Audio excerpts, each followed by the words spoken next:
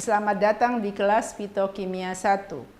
Di pertemuan kali ini, saya Profesor Dr. Berna Elia akan memaparkan mengenai salah satu golongan senyawa bahan alam, yaitu tanin.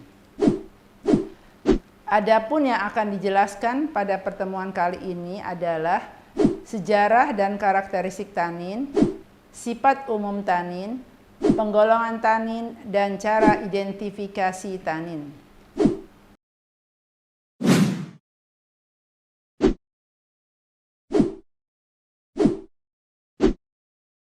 Tanin merupakan senyawa polifenol alam yang berasal dari bahasa Old German, yaitu tanna, yang artinya oak. Senyawa ini mampu membentuk kompleks dengan protein yang terdapat pada kulit binatang, sehingga dalam sejarah telah digunakan sebagai tanning atau penyamakan kulit di Mesir sejak 5.000 tahun sebelum Masehi. Karakteristik senyawa golongan tanin adalah: pertama, senyawa ini adalah komponen fenolik larut air dengan berat molekul 1.000 sampai 5.000. Sementara itu, tanin dengan berat molekul lebih rendah digolongkan sebagai pseudotanin. Kedua, senyawa ini memiliki kekhasan karena mampu mengakibatkan presipitasi pada alkaloid, gelatin, dan protein lain. Menurut Haslamhas, tanin ini tidak hanya membentuk kompleks tidak larut dengan protein dan alkaloid, tetapi juga polisakarida. Karakter inilah yang membedakan tanin dengan senyawa fenolik lainnya. Selanjutnya, karena senyawa ini mengandung gugus hidroksil yang mampu terikat dengan protein saliva, maka dapat memberikan rasa astringent atau kering di mulut.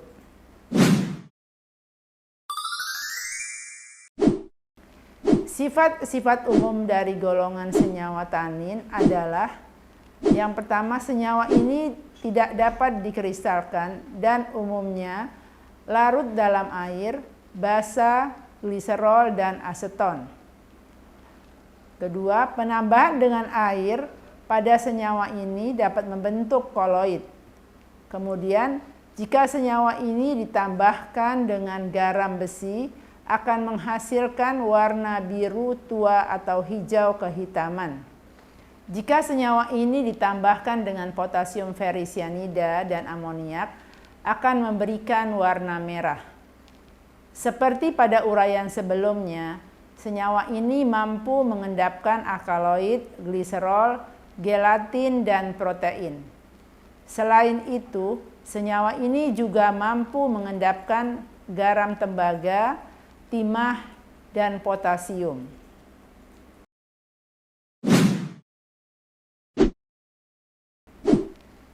Tanin dapat diklasifikasikan menjadi tanin sejati dan pseudotanin. Tanin sejati dibagi menjadi 3 golongan, yaitu tanin terhidrolisa, tanin terkondensasi, dan tanin kompleks.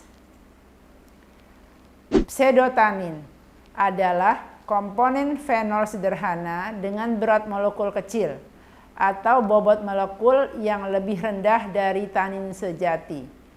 Contoh dari pseudotanin adalah komponen asam galat saja atau komponen flavon 3-ol saja. Golongan senyawa pseudotanin ini bereaksi negatif dengan uji kulit Gotts-Betters.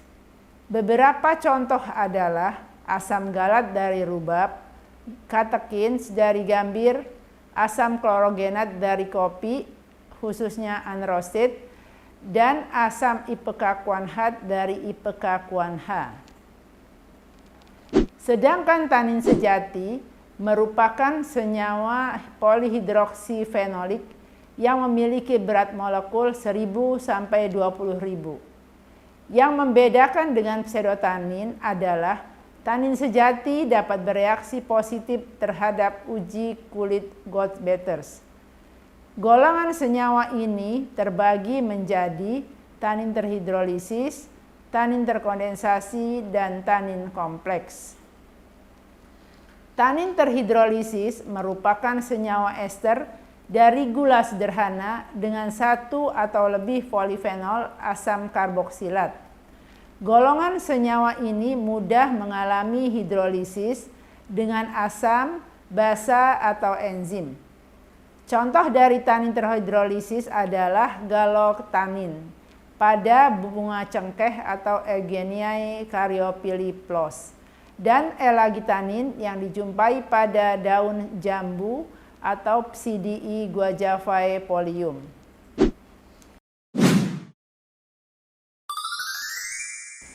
Berikut ini merupakan contoh dari tanin terhidrolisis, yakni galotanin dan elagitanin.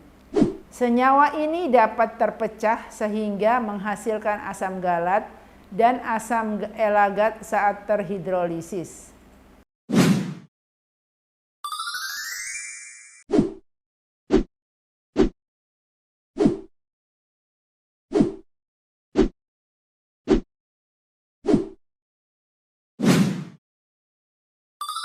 Selanjutnya, tanin terkondensasi atau proanthocyanidins adalah polimer flavonoid.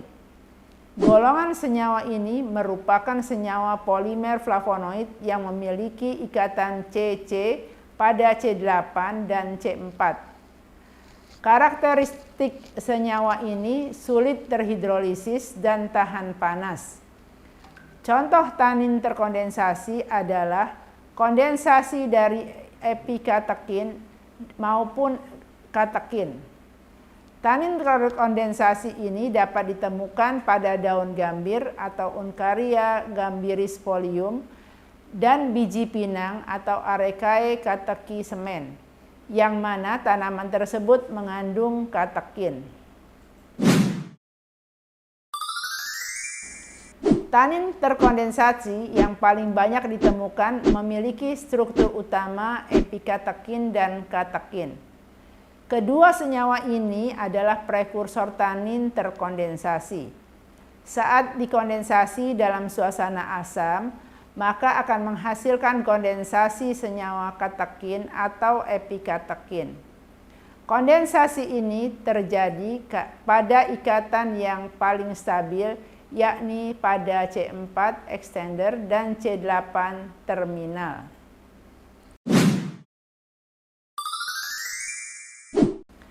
Selanjutnya adalah tanin kompleks.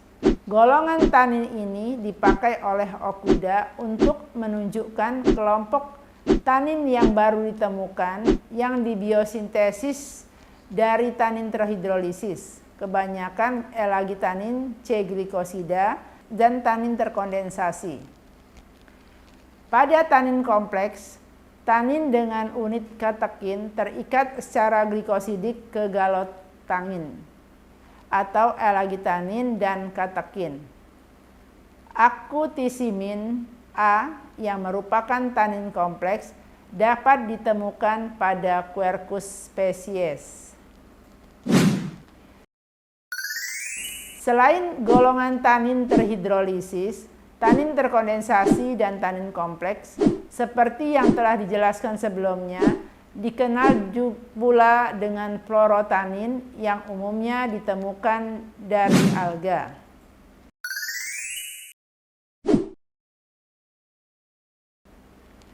Fluorotanin merupakan kelompok senyawa yang dihasilkan dari polimerisasi monomer-monomer fluoroglucinol 1,3,5-trihidroksibenzen.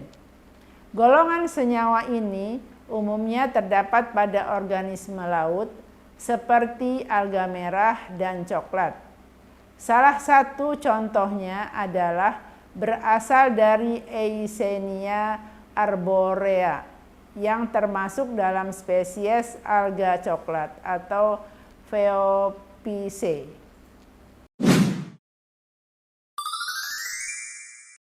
Sebelumnya telah dibahas mengenai karakteristik tanin dan penggolongan tanin. Lalu bagaimana cara mengidentifikasi adanya senyawa golongan tanin? Identifikasi tanin dapat dilakukan dengan menambahkan sampel dengan larutan FeCl3 3%.